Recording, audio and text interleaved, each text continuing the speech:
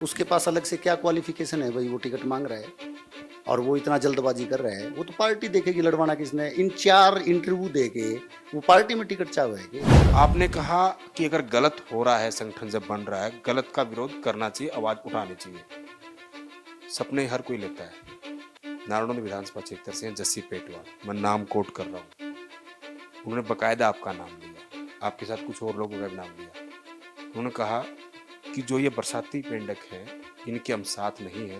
भूपेंद्र सिंह हुड्डा जिनके साथ है, हम उनके साथ हैं। उसको बेचारे को ये नहीं पता कि भाई तू आया कब है और तू किन परिस्थितियों में आया है, क्यों आया है और तेरे को आगे जाना कहाँ है। उसको खुद की जानकारी नहीं है।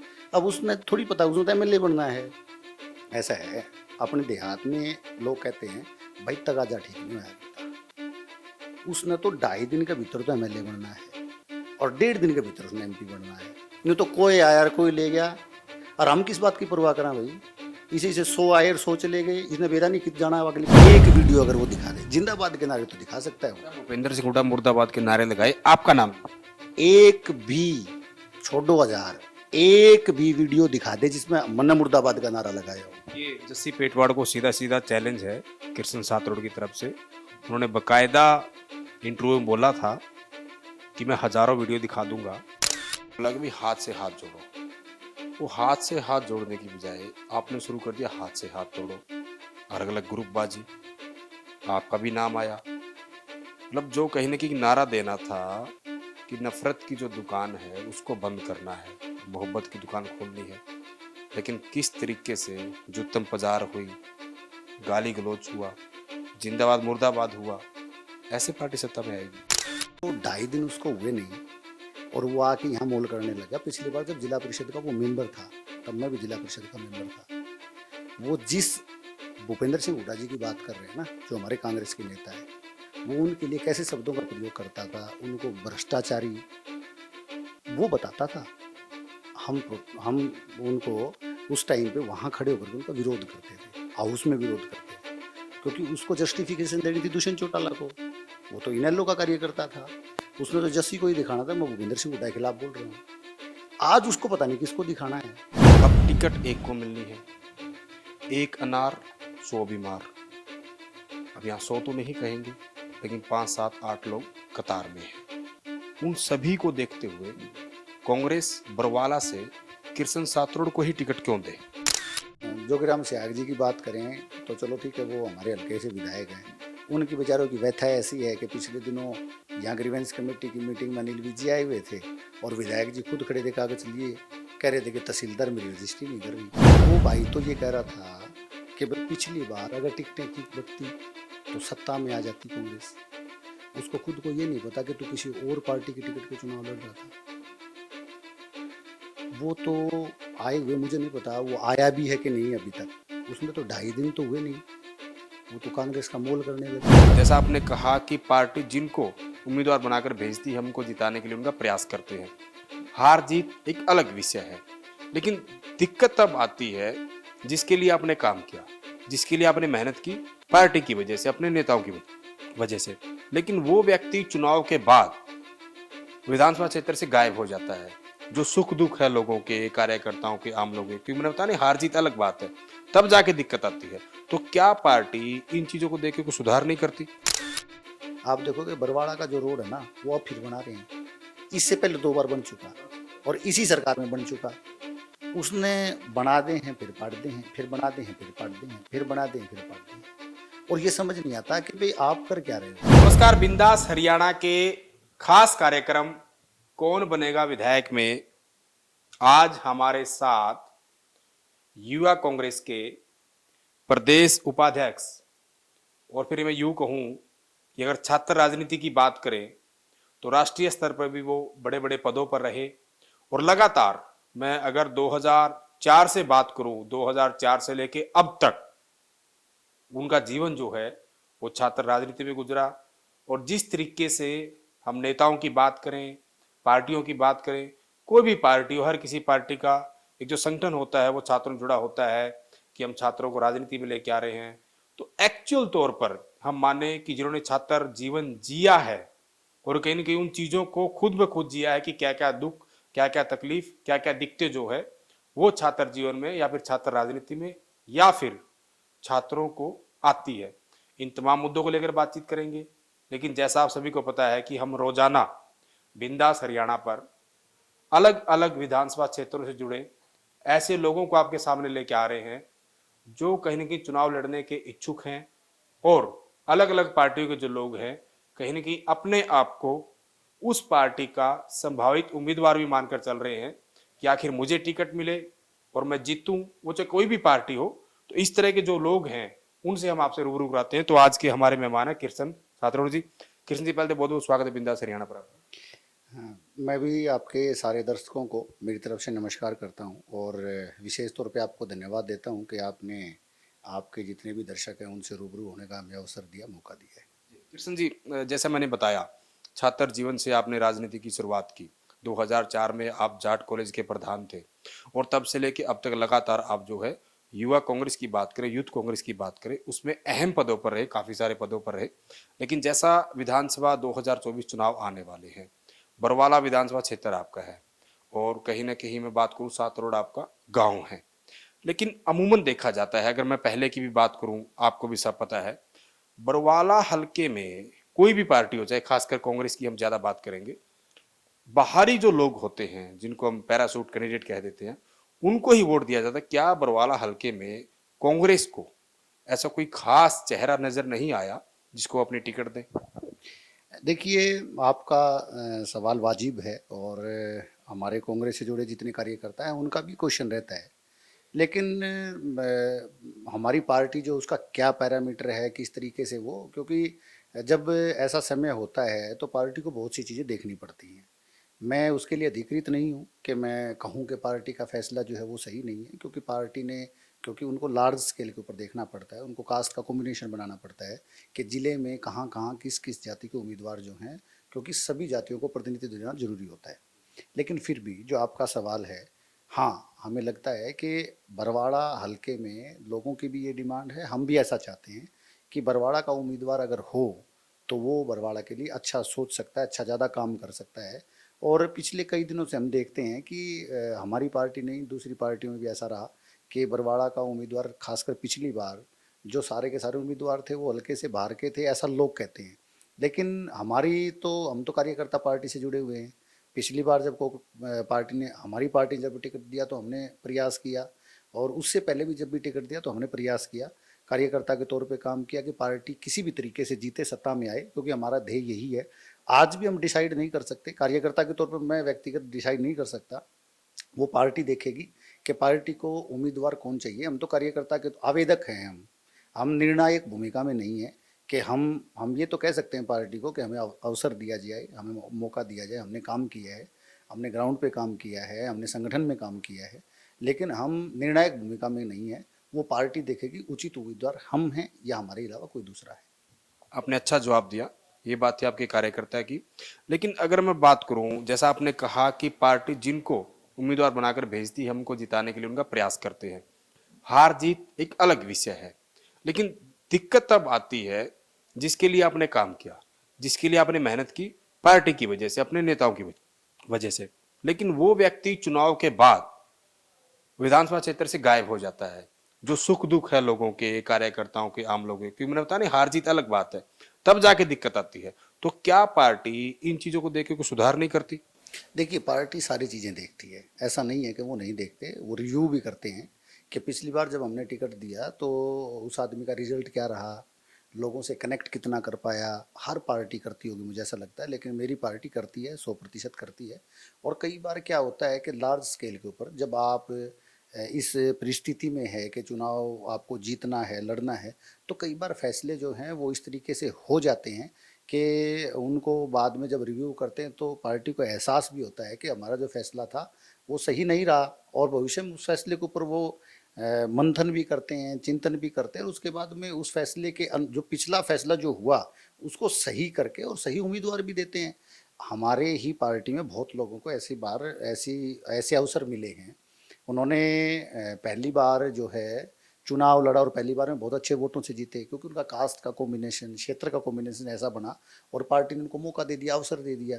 लेकिन कई बार कई जगह पे ऐसा होता है कि पार्टी वो जल्दबाजी लगाएं, पार्टी का कास्ट कॉम्बिनेशन लगाएं या अलग, क्योंकि जब राष्ट्रीय पार्टी कोई फैसला लेती है तो उसको सारे संदर्भ देखने पड़ते हैं, और उस संदर्भ में जब वो फैसला ऐसा ले लेते हैं तो मैं मानता हूँ कि मैं कार्यकर्ता होने के नाते मेरा ये फर्ज बनता है, पार्टी का जो फैसला है जो उसने लिया है मैं मानता हूँ कि वो सही लिया है, और कार्यकर्ता के तौर पर मुझे काम करना है और मैं उसके लिए काम करता हूँ। मेरे जैसे और भी हजारों लाखों कार्यकर्ता जो हैं वो अपने अपने विधानसभा क्षेत्र में पार्टी के उस फैसले के लिए काम करते हैं, और मैं आज भी आपको कहता हूँ कि हो सकता है कि पार्टी मेरे अलावा किसी दूसरे साथी को अवसर दे, तो हम कार्यकर्ताओं का ये फर्ज बनता है कि वो हम आप जिस सिचुएशन में आज हैं, हमारी पार्टी जिस सिचुएशन में आज है, हमें किसी भी कीमत पर जो आज सत्ता में पार्टी है, बीजेपी आज सत्ता में है, और ऐसी पार्टी को अगर हम सत्ता से बाहर नहीं करेंगे तो हमारे युवाओं का भविष्य, हमारी महिलाओं का भविष्य जो है वो खतरे में है, और हमें हमारे छोटे इंटरेस्ट छोड़ के बड़े इंटरेस्ट में इनको सत्ता से बाहर करने के लिए काम करना चाहिए। मेरा आज भी यही ध्येय है। तो ये बात थी यूथ कांग्रेस की। अब मैं मुद्दे की बात पर आता हूँ। यह मुद्दा है 2024 का विधानसभा चुनाव। आपने कहा कि मेरी पार्टी ने मेरे कामों को देखा, मेरी मेहनत को देखा और संगठन में अलग अलग जिम्मेदारियां दी। अब टिकट एक को मिलनी है, एक अनार 100 बीमार। अब यहाँ 100 तो नहीं कहेंगे, लेकिन 5 7 8 लोग कतार में हैं। उन सभी को देखते हुए कांग्रेस बरवाला से कृष्ण सातरोड़ को ही टिकट क्यों दे? देखिए, मैं फिर वही बात आपको कहूँगा कि मैं आवेदक हूँ, मैं दावेदार हूँ, मैं चुनाव लड़ना चाहता हूँ, ये मेरी इच्छा है, लेकिन कांग्रेस मुझे क्यों दे या दूसरे किसी साथी को क्यों दे, राष्ट्रीय पार्टी के अपने एक पैमाने हैं, उसको बहुत सी चीज़ों को देखना होता है। मैं दावेदार क्यों हूँ इस बात का आपको भी पता है, मेरी कॉन्स्टिट्यूंसी को भी पता है, मेरे नेताओं को भी पता है कि मेरा दावा आधा है, अधूरा है, पूरा है, और मैं क्यों कर रहा हूँ। देखिए, जब मैं छात्र राजनीति से मैंने शुरुआत करी थी, यूथ कांग्रेस में मैंने काम किया, जिला परिषद का मैं मेंबर रहा, और आज भी मैं सक्रिय राजनीति में हिस्सेदारी करता हूँ, भागता हूँ, दौड़ता हूँ, लोगों के काम करने का प्रयास करता हूँ, संगठन की जिम्मेवारी, दी हुई जिम्मेवारी को निभाने का प्रयास करता हूँ। मेरे नेताओं के आदेश को मान करके मैं लोगों के बीच में चाहे काम के लिए मुझे जाना पड़ता है। हमारा एक ही ध्येय है, हमें पार्टी के लिए काम करना है, हमें पार्टी को किसी भी तरीके से भाग के दौड़ के सत्ता में लेकर आना है। अब मैं केवल दावेदार हूँ, और मैं केवल यही कह सकता हूँ कि मैंने इतना काम किया है कि पार्टी मुझे अवसर दे, मौका दे, लेकिन पार्टी के पास मेरी तरह कई कार्यकर्ता हैं जिनको सब लोग, सब साथी ये मानते हैं कि मैं भी बड़ा मजबूत दावेदार हूँ, उन्होंने भी काम किया होगा, लेकिन नज़रिया पार्टी का ही चलेगा, हमारा नहीं चलेगा। हमारा तो केवल यही चलेगा कि भाई आप बताइए कि आप उम्मीदवार हैं तो आपने क्या क्या काम किया है, हम सब साथी अपना अपना काम बताते हैं। पार्टी देखती है कि किसने काम, कौन तो पार्टी के लिए एसेट है जो भविष्य में पार्टी के लिए काम आएगा, कौन ऐसा आदमी है जो लगातार पार्टी से जुड़ा हुआ है, जो लगातार संगठन में काम कर रहा है, जो लगातार पार्टी के लिए अनकंडीशनल काम कर रहा है, और कौन लंबे समय तक काम कर सकता है। बहुत सी ऐसी क्राइटेरिया, ऐसी चीज़ें हैं जिसको लेकर के पार्टी फैसला लेती है। तो ये कह पाना तो मुझ जैसे कार्यकर्ता के लिए बड़ा मतलब उचित नहीं होगा। मैं समझ गया। अब बात करें, क्योंकि जैसे आपने कहा कि हमारा ध्येय है, हमारा मानना है और हम प्रयास कर रहे हैं कि कैसे पार्टी को सत्ता में लेके आए। राहुल गांधी ने भारत जोड़ो यात्रा निकाली, उसके बाद आप सभी कार्यकर्ताओं को, कांग्रेसियों को, हालांकि कांग्रेसी वो बाद में बात करेंगे, बहुत सारे हैं, कहीं ना कहीं बोला कि भाई हाथ से हाथ जोड़ो। वो हाथ से हाथ जोड़ने की बजाय आपने शुरू कर दिया हाथ से हाथ तोड़ो, अलग अलग ग्रुपबाजी, आपका भी नाम आया। मतलब जो कहीं ना कहीं नारा देना था कि नफरत की जो दुकान है उसको बंद करना है और मोहब्बत की दुकान खोलनी है, लेकिन किस तरीके से जुत्तम पजार हुई, गाली गलौज हुआ, जिंदाबाद मुर्दाबाद हुआ, ऐसे पार्टी सत्ता में आएगी? देखिए, पहली बात तो मैं बता दूं आपको कि इस देश की सबसे लोकतांत्रिक पार्टी है कांग्रेस। कांग्रेस ने फैसला लिया कि हम रायशुमारी के साथ जिला अध्यक्षों के लिए लोगों से रायशुमारी करेंगे। अब आपने कहा कि मेरा भी नाम आया, बहुत साथियों का नाम भी आया होगा, लेकिन मैं बताऊं कि मैं मेरी पार्टी के लिए समर्पित कार्यकर्ता हूं, और पार्टी की जब बात आती है तो हमारा एक ही सिंगल ध्येय रहता है कि हम पार्टी को कैसे मजबूत करें। कार्यकर्ता, ये हमारे नेताओं का भी इंस्ट्रक्शन है कि आपको सलाह देनी है, आपको राय देनी है। पार्टी में अगर कुछ भी गलत हो रहा है, आपको उसका विरोध करना है, उसे समझाना है, उसमें कार्यकर्ता को समझाना, नेताओं को भी समझाना है। उसी को लेकर के बहुत कार्यकर्ताओं को लगा होगा कि ये जो हो रहा है ये सही नहीं है। उन्होंने विरोध किया इस बात का। विरोध करना कोई गलत बात थोड़ी है। उन्होंने किसी चीज को लेकर के विरोध किया, उन्होंने पार्टी का विरोध थोड़ी किया है। आपके विरोध पूरे हरियाणा में अगर नारों की बात आए तो राहुल गांधी जिंदाबाद, सोनिया गांधी जिंदाबाद, मल्लिकार्जुन खड़गे जिंदाबाद और कांग्रेस पार्टी जिंदाबाद के नारे लगे हैं। ये नारे गलत नहीं है। यहाँ तक तो ठीक है। वो मैं गदर फिल्म का सीन याद आ गया जब आप जिंदाबाद जिंदाबाद कर रहे थे। जब गदर फिल्म आई तो सनी देओल जब पाकिस्तान में होते हैं तो हिंदुस्तान जिंदाबाद, यहाँ तक तो ठीक है। लेकिन जब गुटबाजी होती है ना, भूपेंद्र सिंह हुड्डा जिंदाबाद, रणदीप सुरजेवाला जिंदाबाद, कुमारी सैलजा, किरण चौधरी, बहुत सारे नाम है। आपने कहा कि अगर गलत हो रहा है, संगठन जब बन रहा है, गलत का विरोध करना चाहिए, आवाज उठानी चाहिए। सपने हर कोई लेता है। नारायण विधानसभा क्षेत्र से हैं जस्सी पेटवाड़, मैं नाम कोट कर रहा हूँ। उन्होंने बकायदा आपका नाम लिया, आपके साथ कुछ और लोगों का भी नाम लिया। उन्होंने कहा कि जो ये बरसाती पेंडक है इनके हम साथ नहीं है, भूपेंद्र सिंह हुड्डा जिनके साथ है हम उनके साथ हैं।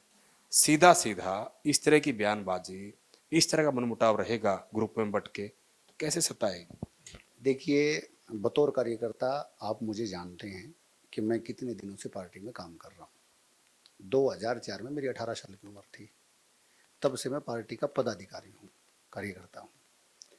आपने किसी हमारे ही कांग्रेस के किसी दूसरे साथी का नाम लिया। अब वो क्या कह रहे हैं, कैसे कह रहे हैं, अब ये बड़ा अजीब सा हो जाता है कहने के लिए। वो भाई तो ये कह रहा था कि भाई पिछली बार अगर टिकटें ठीक बंटती तो सत्ता में आ जाती कांग्रेस। उसको खुद को ये नहीं पता कि तू किसी और पार्टी की टिकट पे चुनाव लड़ रहा था।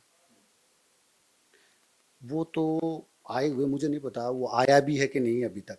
उसने तो 2.5 दिन तो हुए नहीं, वो तो कांग्रेस का मोल करने लग गया। सबक थे उनके बरसाती मेंढक।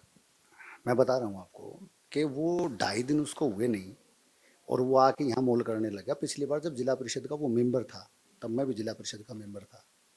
वो जिस भूपेंद्र सिंह हुड्डा जी की बात कर रहे हैं ना, जो हमारे कांग्रेस के नेता हैं, वो उनके लिए कैसे शब्दों का प्रयोग करता था, उनको भ्रष्टाचारी वो बताता था।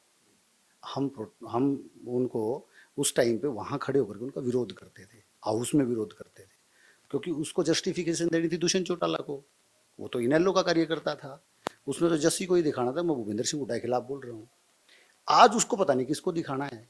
अगर वो हमारे ऊपर ऐसी बात कर रहा है तो उसको खुद को सोचना चाहिए कि वो चलो ठीक है, हम अलग अलग जगह हो सकते हैं, अलग अलग तरीके से राजनीति कर सकते हैं, हमारे नेता अलग हो सकते हैं, लेकिन कम से कम ये तो सोचना चाहिए कि वो बोल क्या रहा है, किसके लिए बोल रहा है। उसको बेचारे को ये नहीं पता कि तू आया कब है और तू किन परिस्थितियों में आया है, क्यों आया है और तेरे को आगे जाना कहाँ है। उसको खुद कोई जानकारी नहीं है। अब उसने थोड़ी पता उसने तो एमएलए बनना है। ऐसा है, अपने देहात में लोग कहते हैं भाई तगाजा ठीक नहीं होया करता। उसने तो 2.5 दिन के भीतर तो एमएलए बनना है और 1.5 दिन के भीतर उसने एमपी बनना है। यूं के बने, ऐसे नहीं बनता। आपको समर्पित कार्य की तरह कर्ता की तरह काम करना पड़ता है, अनकंडीशनल काम करना पड़ता है। आपको ये दिखाना पड़ेगा आप पार्टी के लिए लॉयल हैं, आप पार्टी के लिए एसेट हैं। नहीं तो कोई आया कोई ले गया, और हम किस बात की परवाह करें भाई। इसे 100 आए और 100 चले गए, इसने बेरा नहीं कित जाना अगली पार्टी में। हमें इस बातों से परवाह नहीं करनी है, हम अपना काम कर रहे हैं। वो कह रहा था कि 1000 वीडियो दिखा दूंगा, उसको ये पता नहीं हम कांग्रेस के कार्यकर्ता हैं। एक वीडियो अगर वो दिखा दे जिंदाबाद के नारे तो दिखा सकता है। भूपेंद्र सिंह हुड्डा मुर्दाबाद के नारे लगाए, आपका नाम लिया। एक भी छोड़ो 1000, एक भी वीडियो दिखा दे जिसमें मन्ना मुर्दाबाद का नारा लगाया हो। ये जस्सी पेटवाड़ को सीधा सीधा चैलेंज है कृष्ण सातरोड की तरफ से। उन्होंने बकायदा इंटरव्यू में बोला था कि मैं हजारों वीडियो दिखा दूंगा, इन्होंने ऐसा कहा। लेकिन कृष्ण सातरोड का हमारे चैनल पर यह दावा है कि जस्सी पेटवाड़ कृष्ण सातरोड की सिंगल यानी कि कोई भी एक वीडियो दिखा दे जिसमें उन्होंने ऐसे नारे लगाए हों। ऐसा है, मैं कह रहा हूँ कि मैं समर्पित कार्यकर्ता हूँ पार्टी का। मैं कह रहा हूँ मैं जिंदाबाद के नारे, राहुल गांधी जिंदाबाद का नारा मिलेगा आपको, कांग्रेस पार्टी जिंदाबाद का नारा मिलेगा आपको, मल्लिकार्जुन खड़गे जिंदाबाद का नारा मिलेगा आपको, मेरे नेताओं के जिंदाबाद के, कुमारी शैलजा जिंदाबाद का नारा मिलेगा, रणदीप सिंह सुरजेवाला जिंदाबाद का नारा मिलेगा। लेकिन मैं किसी की मुर्दाबाद कर, मेरी कांग्रेस के किसी नेता का मुर्दाबाद का नारा लगाऊं, वो कैसे, मतलब उसने सोच ही कैसे लिया। वो तो पता क्या है, कई बार क्या है, आदमी को इतनी जल्दबाजी, इतना तगाजा होता है नंबर बनाने के चक्कर में। लेकिन नंबर बनाने से बात नहीं बनती। आपको समर्पण भाव के साथ पार्टी में काम करना पड़ता है, सालों देने पड़ते हैं। और जब सालों देते हो, उसके पास अलग से क्या क्वालिफिकेशन है भाई, वो टिकट मांग रहा है और वो इतना जल्दबाजी कर रहा है, वो तो पार्टी देखेगी लड़वाना किसने। इन 4 इंटरव्यू दे के वो पार्टी में टिकट चाहेगी। पार्टी में टिकट के लिए उसको पार्टी के लिए समर्पित होकर के काम करना पड़ेगा और अनकंडीशनल करना पड़ेगा कि भाई पार्टी लड़वाओगे तो लड़ूंगा और पार्टी जिस भी आदमी को टिकट देगी उसका साथ दूंगा। नहीं तो पार्टी के बाहर रोड के ऊपर थोड़े बैठे हैं, उसका आऊंगे उसने चुनाव लड़वा देंगे। ऐसा नहीं होता, किसी भी पार्टी में ऐसा नहीं होना चाहिए, मैं ऐसा मानता हूँ। लॉयल्टी सबसे पहले जरूरी है। अपने नेता के लिए लॉयल्टी सबसे पहले जरूरी है, अपनी पार्टी के लिए सबसे पहले लॉयल्टी जरूरी है। आपको यही नहीं पता कि आपको करना क्या है, आपकी पार्टी की विचारधारा क्या है। आज आप कहीं हो, कल आप कहीं हो, परसों आप कहीं हो। अब हमारे जैसे साथियों के लिए कोई ऐसा कहता है, मैं कह रहा हूँ एनएसयूआई में 2004 में जुड़ा था मैंने एनएसयूआई में काम किया है, मैंने यूथ कांग्रेस में मैं काम कर रहा हूँ इतने सालों से। और बीच में विपरीत परिस्थिति में 2014 में हमारी सरकार चली गई थी। आज लगभग हम 9 साल जो है कंप्लीट कर चुके जब हम सत्ता में नहीं है।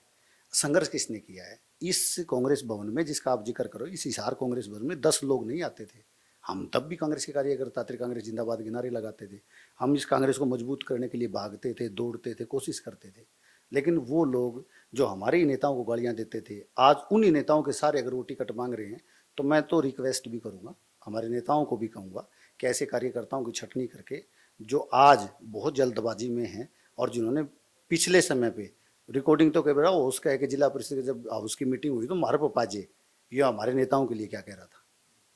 ठीक है, आपने एक शब्द का इस्तेमाल किया था, लॉयल्टी। ठीक है, आपकी पार्टी राष्ट्रीय पार्टी है, बड़ी पार्टी है, बड़ा संगठन है और बहुत सारे नेता भी हैं। और नेताओं को लेके जो जिला स्तर के नेता हैं, विधानसभा स्तर के नेता हैं, उनकी अलग अलग आस्थाएं हैं। आपकी आस्थाएं रणदीप सिंह सुरजेवाला, कुमारी सैलजा से जुड़ी है, वो सब लोग जानते हैं और इसमें कोई बुरी बात भी नहीं है। कुछ लोगों की भूपेंद्र हुड्डा के साथ है, कुछ की किरण चौधरी, कैप्टन अजय यादव, मतलब बहुत बड़े नेता उनके साथ है। लेकिन जो आजकल SR के जो शब्द चल रहा है, जिस तरीके से घेराबंदी करने के लिए प्रेस कॉन्फ्रेंस कर रहे हैं चंडीगढ़ में, कुरुक्षेत्र में, भिवानी में, कैथल में, जो इस तरह के विरोध प्रदर्शन हो रहे हैं, इस घेराबंदी को क्या नाम दें? देखिए, घेराबंदी नहीं है, ये अच्छी प्रक्रिया है। मैं बताऊं आपको, मेरे नेताओं ने कुमारी शैलजा जी ने, रणदीप सिंह सुरजेवाला जी ने, किरण चौधरी जी ने एक प्रेस कॉन्फ्रेंस करी। ज्वाइंट तीनों नेता जो हैं वो उपस्थित थे प्रदेश कांग्रेस कमेटी हरियाणा चंडीगढ़ के दफ्तर में। और उन्होंने सीईटी को लेकर के, जो युवाओं का आज बहुत ज्वलन मुद्दा है, जिससे हमारे युवा जो हरियाणा के बहुत ज़्यादा त्रस्त हैं, उनको लेकर के एक बैठक करी, मतलब प्रेस कॉन्फ्रेंस करी। और जिसमें उन्होंने फैसला लिया कि हम इन युवाओं के मुद्दे को लेकर के पूरे हरियाणा में जाएंगे। मैं आपको बताऊं कि इसी मुद्दे को लेकर के मैंने खुद ब्रह्म सरोवर कुरुक्षेत्र से लेके और करनाल तक की पैदल यात्रा करी 2 दिन की। हमने ब्रह्म सरोवर के ऊपर हवन किया सीईटी के बच्चों के साथ, वो हमारे साथ थे। और हमने अगुवाई में, और एक सामाजिक कार्यकर्ता श्वेता डुलाप लोग जानते हैं, उसने, मैंने और हमने मिलकर के, साथियों ने मिलकर के जो है उसको यात्रा को शुरुआत की। और यात्रा की शुरुआत के बाद में हमारे नेताओं ने अपनी मर्जी से, जब हम एक दिन की यात्रा पूरी कर चुके थे, तो अगले दिन हजारों लोगों कार्यकर्ताओं के साथ हमारी यात्रा में शामिल हुए और बिना अनकंडीशनल उन युवाओं के आवाज़ को उठाने के लिए उन्होंने जाकर के करनाल में गिरफ्तारियां दी और चीफ मिनिस्टर हाउस का घेराव किया। कुरुक्षेत्र का आप जिक्र कर रहे हो, मैं आप टोक रहा हूँ थोड़ा सा आपको बीच में। आपने कुरुक्षेत्र से वो शुरू की यात्रा, उसमें NSUI कहाँ थी? खासकर जिसको हुड्डा कांग्रेस कहा जाता है, या फिर जो हुड्डा गुट के लोग हैं, वो गायब क्यों थे? क्या वो छात्र हित की राजनीति नहीं करते? देखिए, मैं, देखो ये कहना तो गलत होगा। सेम डे यूथ कांग्रेस का एक कार्यक्रम हिसार में भी था। और देखो, अलग अलग कॉन्सेप्ट के ऊपर अलग अलग लोग काम करते हैं। ये कोई कंडीशन नहीं है कि मैं जो कर रहा हूँ वो आपको करना जरूरी है, या जो आप कर रहे हैं मुझे करना जरूरी है। हमने उस यात्रा को तिरंगे के नीचे किया था, हमने कांग्रेस पार्टी के झंडे के नीचे, क्योंकि बाकी भी दल आपके साथ आए थे, अलग अलग विचारधारा के लोग। हाँ, उस यात्रा में जो है काफ़ी लोग शामिल हुए थे। और ख़ास करके हम उन युवाओं को पार्टी के कार्यकर्ता दिखाना भी नहीं चाहते थे, क्योंकि वो युवा जो थे वो ये कह रहे थे कि हमारी आवाज़ को उठाओ, और आप पार्टी प्लेटफॉर्म से उठाने के बजाय अगर हमारे साथ मिलकर के उठाते हो तो हमें और ज़्यादा हौसला मिलेगा। तो हमने तिरंगा लेकर के हम वहाँ से चले थे। और ख़ास बात ये थी कि हमारे तीनों ने बड़े नेता हरियाणा के जो हैं जब उसमें शामिल हुए तो वो भी तिरंगे के साथ शामिल हुए थे। आप ना अचरज मानो कि 10,000 लोग जो हैं वो पैदल चले थे 10 किलोमीटर तक। करनाल के बाहर से उन्होंने इस यात्रा को रिसीव किया था और यात्रा को हौसला बढ़ाने के लिए हम हमारे नेता हमारे आगे आगे थे, हम उनके पीछे पीछे थे और हमारे सीईटी के जो साथी थे वो बहुत भारी संख्या में हमारे साथ चले थे। लगभग 10,000 लोग 10 किलोमीटर। उस दिन की गर्मी अगर आप पता करोगे तो आपको पता लगेगा। हाँ, और जिस तरीके से देखिए पार्टी कार्यकर्ता जो है, पार्टी नेता जो हैं वो अलग अलग तरीके से काम करते हैं। कोई किसी मुद्दे पे काम करता, कोई किसी मुद्दे पे काम ठीक करता। है, वो कीजिए। उद्देश्य है मजबूत करना, विपक्ष के मुद्दे को उठाना, लोगों के मुद्दे को उठाना एज ए विपक्ष के नाते। लेकिन कृष्ण जी, जो कांग्रेसी नेता जब मेरे साथ बैठते हैं, चाहे पूर्व में मंत्री रहे हो, विधायक रहे हो या फिर मौजूदा विधायक हो, उनसे मेरा एक सवाल रहता है, क्योंकि आप अलग अलग गुटों में बटे हुए हो। हालांकि दीपक बाबरिया आपके जो प्रभारी है वो साफ तौर कर ये कह चुके हैं कि मेलजोल से ही काम होगा, हमें सबको तालमेल बनाकर चलना होगा। अगर ऐसा नहीं किया तो 2019 वाले हालात दोबारा हो जाएंगे और इसका फायदा बीजेपी को मिलेगा। बावजूद इसके कांग्रेस को ये बात समझ क्यों नहीं आ रही? 1% भी बीजेपी को उसका कोई फायदा नहीं मिलेगा। मैं बता दूं आपको, हमारे सारे के सारे नेता, अब देखिए कि मैंने बताया कि मैं यात्रा लेकर के कुरुक्षेत्र से चला। मैं कह रहा हूं आपको कि कोई नुकसान पार्टी को नहीं होगा क्योंकि सभी नेता जो हैं अपने अपने तरीके से वो लगे हुए हैं। देखिए मैं विशेष तौर पे, जैसे आपने जिक्र किया शैलजा जी का जिक्र किया, रणदीप जी का जिक्र किया, किरण चौधरी जी का जिक्र किया। आप देखिए कुमारी शैलजा के लिए कि कुमारी शैलजा के फादर साहब प्रदेश कांग्रेस कमेटी के अध्यक्ष रही हैं, वो 4 बार के सांसद थे, केंद्रीय मंत्री थे। उसके बाद कुमारी शैलजा जी 2 बार सरकार में केंद्रीय मंत्री रही हैं, 4 बार की सांसद हैं, प्रदेश कांग्रेस कमेटी हरियाणा की अध्यक्ष रही हैं, फिलहाल राष्ट्रीय महासचिव हैं, छत्तीसगढ़ की प्रभारी हैं। उनको इतना पार्टी ने क्यों दिया? क्योंकि पार्टी की लोयल नेता हैं वो। उन्होंने पीढ़ियां खपाई हैं इस कांग्रेस में। रणदीप सिंह सुरजेवाला, उनके फादर साहब चौधरी शमशेर सिंह सुरजेवाला प्रदेश कांग्रेस कमेटी हरियाणा के अध्यक्ष रहे।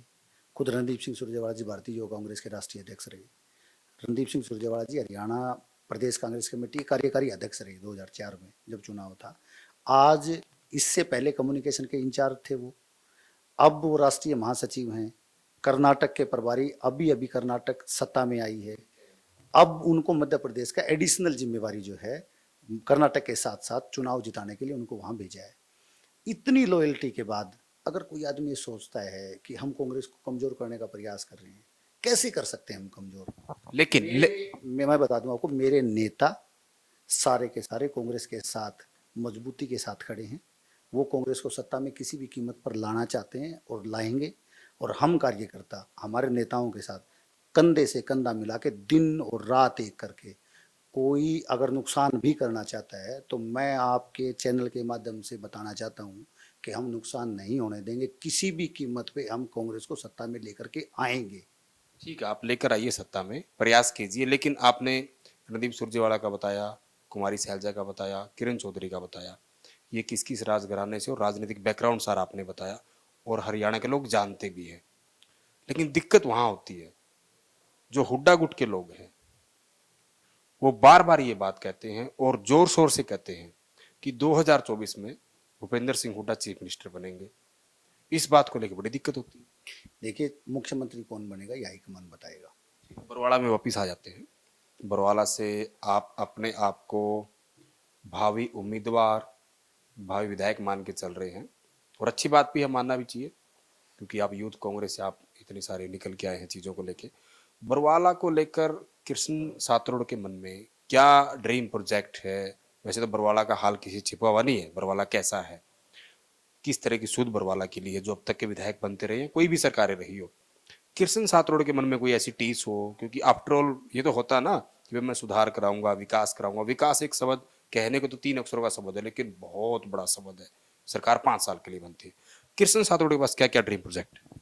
देखिए वैसे तो आप सही कह रहे हैं। देखो कार्यकर्ता के तौर पे जब हम काम करते हैं तो दिक्कतें हमारे सामने आती हैं, लोग काम के लिए भी हमें बोलते हैं। विशेष तौर पे जो हमारा बरवाड़ा शहर है, आप वहाँ से आते जाते भी, क्योंकि मुझे पता है कि आपका जो कार्यस्थल जो रहा है वो आपका यहाँ आना जाना बहुत रहता है। मैं ये मानता हूँ कि हरियाणा में अगर एक सब डिवीजन जिसका सबसे बुरा हाल है वो बरवाड़ा है। आपका बरवाड़ा का मेन रोड, वहाँ गोड्डे से ऊपर हमेशा कीचड़ रहता है। और यही हाल कॉलोनियों का है। जब आप अंदर जाओगे जहाँ बसासत है वहाँ भी यही हाल है। और ये हाल एक बार नहीं है। आप देखोगे बरवाड़ा का जो रोड है ना वो अब फिर बना रहे हैं। इससे पहले 2 बार बन चुका और इसी सरकार में बन चुका। उसने बना दे हैं फिर पाट दे हैं, फिर बना दे हैं फिर पाट दे हैं, फिर बना दे हैं फिर पाट दे हैं।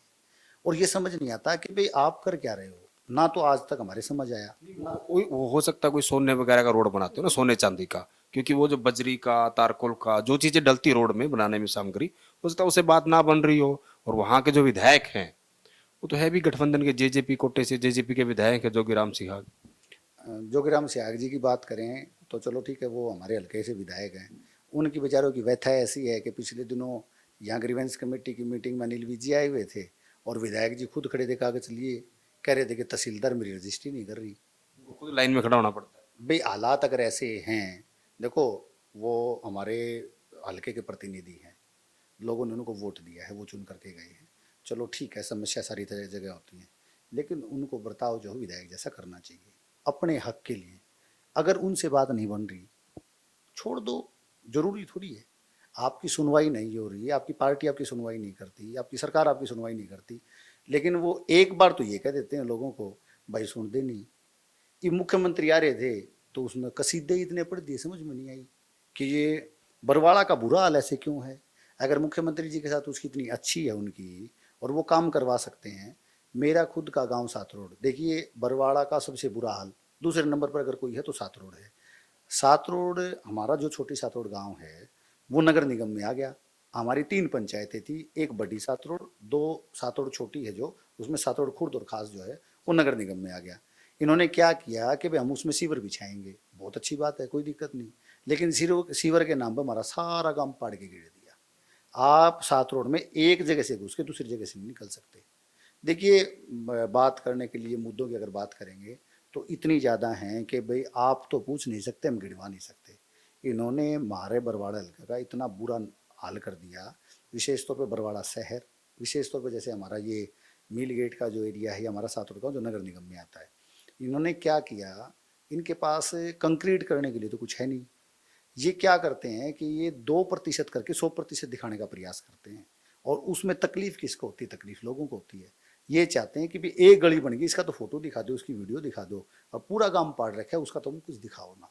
लेकिन ऐसे नहीं चलता। आप ये लीपापोती की राजनीति बहुत लंबे समय तक नहीं कर सकते। मेरे हल्के में और भी बहुत सी दिक्कतें हैं। युवाओं को रोजगार नहीं है। अगर युवाओं की बात करें, हमारा हिसार के जो साथ लगता जो एरिया है, जो शहर के नज़दीक का एरिया, क्या है कि बरवाड़ा जो हल्का है वो हिसार शहर के सटे हुए गाँव में, गांव जो हैं वो बरवाड़ा हल्के में आते हैं। नशा, विशेष तौर पे आप इन गाँवों में जाओगे तो आप देखोगे कि नशा जो है वो बढ़ रहा है, जिसके हमारा यूथ जो है वो आदी हो रहा है।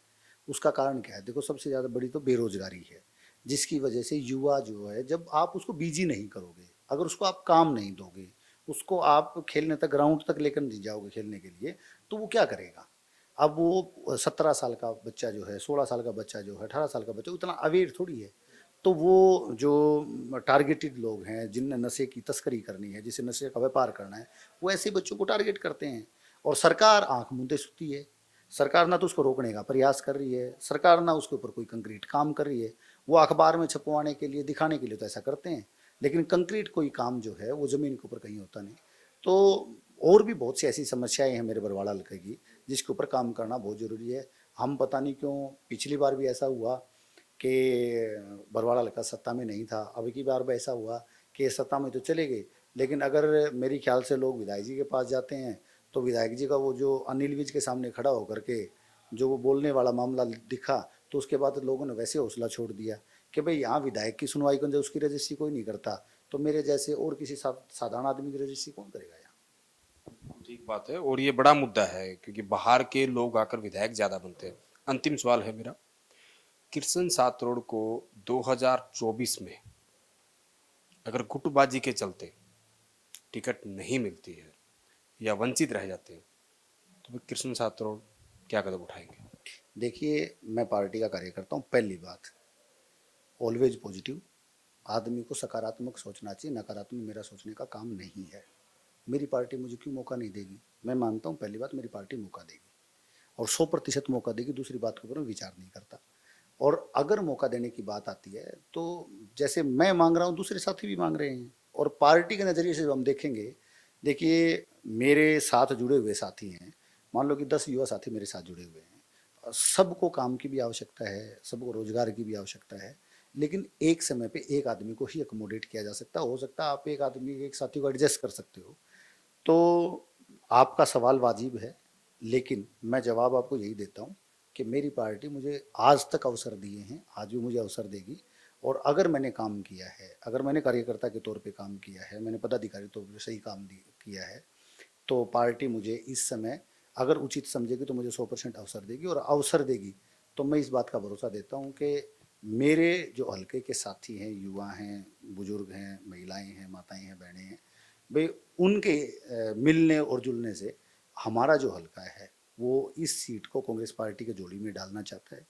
और मैं चाहता हूँ कि भाई मैं कार्यकर्ता के तौर पे अगर उचित उम्मीदवार पार्टी की नज़रों में अगर हूँ, अगर पार्टी मेरे को मौका देती है, तो मैं इन युवाओं के काम को लेकर के, महिलाओं के काम को लेकर के मैं 24 घंटे उपस्थित रहूँगा। आज भी उपस्थित हूँ, भविष्य में उपस्थित रहूँगा, इनके लिए काम करने का प्रयास करूँगा। मैं तो यही कह सकता हूँ। बहुत बहुत शुक्रिया कृष्ण सातरों जी बातचीत करने के लिए, और भविष्य के लिए आपको बहुत बहुत शुभकामनाएं।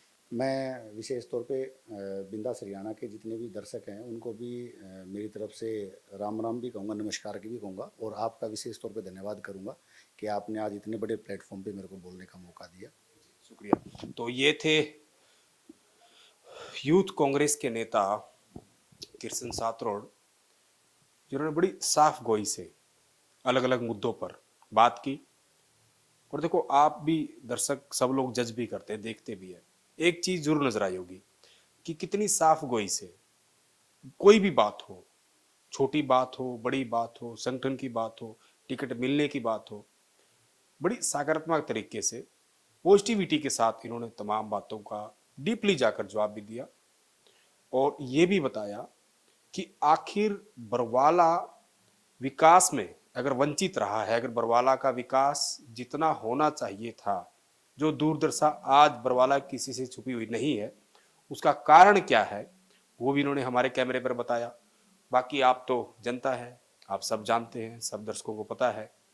तो कृष्ण सातरड़ को कहीं ना कहीं ये उम्मीद है पॉजिटिविटी के साथ, जैसे मैंने बताया ना कि पॉजिटिविटी है, कि जिस प्रकार संगठन ने समय समय पर इनको अलग अलग पदों पर नवाजा है, उसी तरीके से 2024 में इनको जो है वो इनकी पार्टी टिकट देगी। ऐसी इनकी सोच है, ऐसी इनकी पॉजिटिविटी है। लेकिन आपको क्या लगता है, बरवाला में कांग्रेस का उम्मीदवार कौन होगा, और अब की बार हरियाणा में किसकी सरकार बनेगी? आप भी कमेंट के माध्यम से जरूर बताएं। वीडियो जर्नलिस्ट विकास कुमार के साथ सुरेंद्र नैन, बिंदास हरियाणा।